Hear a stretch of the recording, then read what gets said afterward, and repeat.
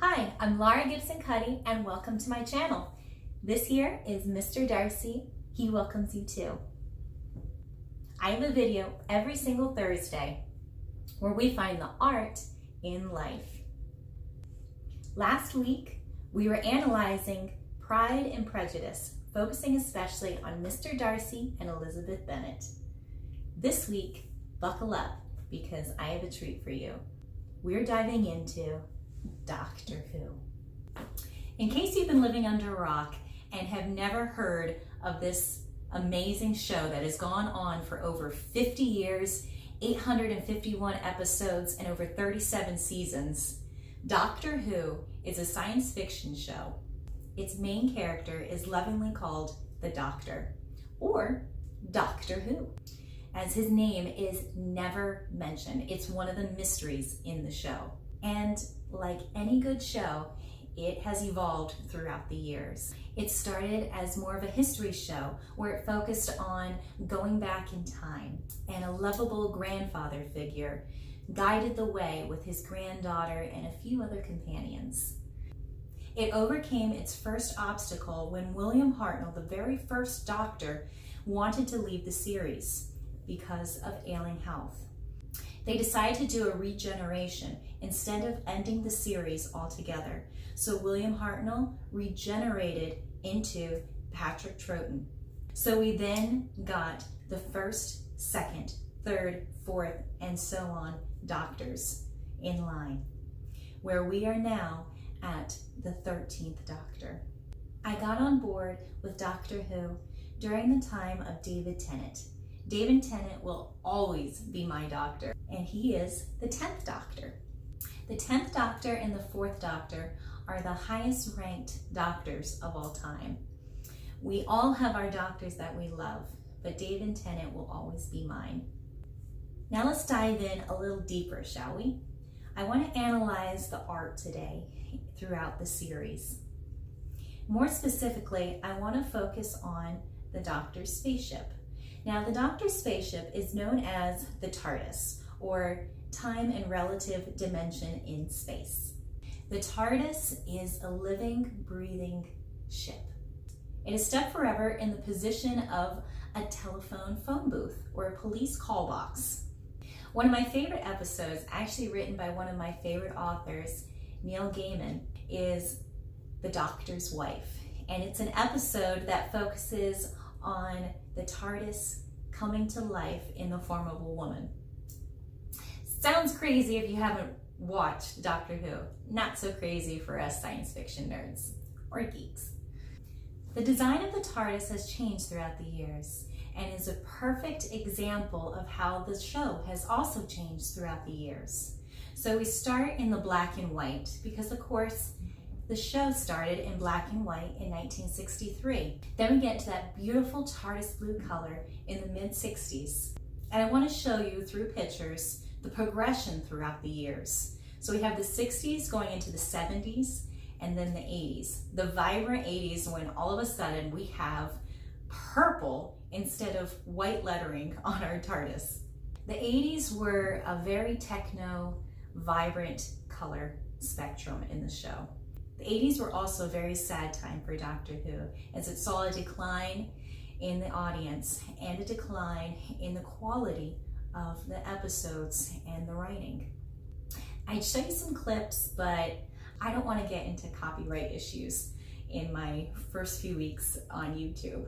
But I want to show you some of the pictures in the 80s. So as you can see, there are vibrant colors.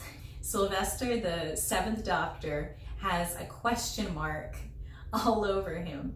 And we're just even wondering what in the world is happening to Doctor Who in this era. I can't even get through an episode in the 80s. They're weird, to say the least. And I can understand why the viewership declined during this era. Our 1996 film, which really bombed and didn't do very well, and that's why it didn't spur a new series starting immediately. We do have a very vibrant color of the TARDIS that is very similar to the one they brought in 2005. They wanted to make it seem like it was the same TARDIS. which of course it is throughout the years, but you're gonna get what I mean in a minute. In '96, that movie had some really strange things. We even had the doctor saying that he was half human, which as far as I know isn't canon because it's never mentioned after that. In 2005, Christopher Eccleston does an amazing interpretation of the Ninth Doctor, but it's a darker show than it was in the 80s. We have some extremely weird episodes, some even weirder villains and aliens that we're encountering. And the show actually has a really good storyline, although it doesn't pull new viewers in. I actually watched a couple of episodes, and they were my very first Doctor Who episodes with Christopher Eccleston, and I wasn't drawn to Doctor Who. Doctor Who didn't capture my attention until David Tennant started in Christmas 2005. During the years of David Tennant's reign as the 10th Doctor, we saw a whole new side of Doctor Who. The Doctor was loving, vibrant, charismatic, and someone to aspire to. We suddenly had someone that we wanted to be. Even as a woman, I wanted to be the Doctor. And I would look at the episodes like Blink, and I would want to meet him so that I could face the weeping angels with him. I wanted to be River Song in that library. I wanted to be as brave as the Doctor. The Doctor met every situation as if he had already defeated it. The Doctor finally found himself during David Tennant's era, where he would snap his fingers and the Tardis doors would open. And the Tardis was a more vibrant blue for the first time in its era. And from David Tennant, we had Matt Smith. In Matt Smith's era, we got the brightest version of the TARDIS. And during Matt Smith's era, Doctor Who skyrocketed in ratings. Now, I don't think Matt Smith's era had as good of writing as in David Tennant's era, but we're not going to analyze the writing in this episode. I want to instead focus on the feel of Doctor Who and the visuals. The visuals were so vibrant in color during Matt Smith's era. We got these true blues. We got just a beautiful starry night. Vincent and the Doctor is a perfect representation of the masterful art of Matt Smith's era, the 11th Doctor. We have these vibrant comic book characters in Amy and Rory. And spoilers, we're weeping when they meet their demise at the hands of a weeping angel.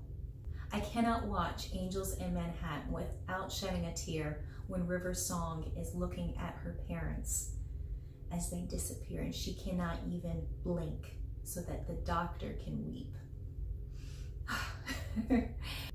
And then we go from Matt Smith to Peter Capaldi, who will always be one of my favorite Doctors because he instilled a hardness in the Doctor.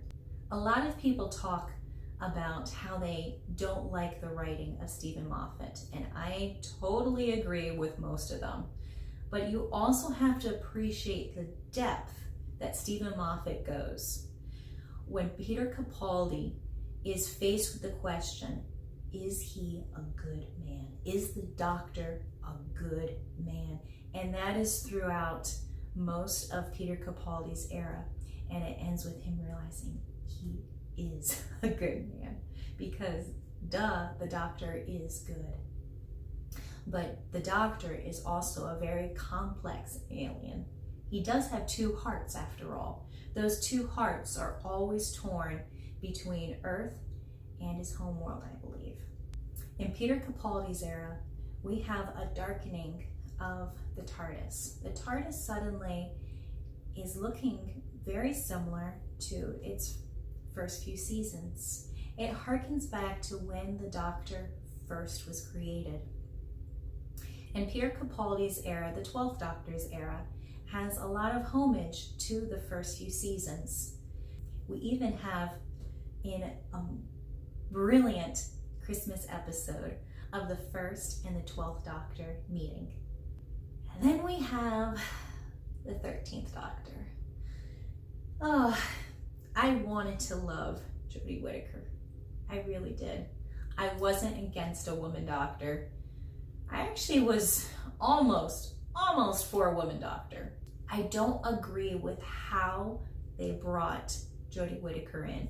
They were forcing feminism into the show at a time that it felt forced. When Jodie Whittaker came on the scene as the 13th Doctor, we had an abrupt change in all visuals, acting, plot, writing. Everything changed in Doctor Who with her. With her Tardis, we were then shown a darker version, even darker than Peter Capaldi's. We were plummeted into a new Who. You could tell that the showrunner didn't have the appreciation of Doctor Who as previous showrunners had. During the 10th season of Doctor Who, I found myself just yearning for the Russell T Davies era. I've been yearning for even the Stephen Moffat era. I've been yearning for the old colors back. I've been wanting the vibrancy of the blues. I've been missing the heart, the double heart of Doctor Who. Doctor Who has ceased being a complex show. It's become a politically correct show. But enough of the bad. I want to focus on the good.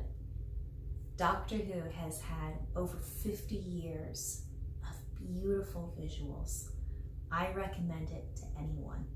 At its heart, Doctor Who is entertaining, a visual masterpiece, and an ever-changing storyline. It evolves throughout the years, and it's a beautiful showcase of what each year has been in our world. If you look at each season throughout the decades, you can almost mirror the visuals in our own world compared to Doctor Who. And how many shows can say that? It's the longest running show of all time, and it's something to be cherished. And I really hope that Doctor Who turns back to stop being so politically correct and focusing on entertaining with heart. Next week, I'm going to be taking a break because I'm going on vacation. In the meantime, I would love for everyone to comment on what TV show, character, movie, or book I should analyze next. So please don't forget to comment, subscribe, and hit the notification button so you don't miss a single video every Thursday where I find the art in life.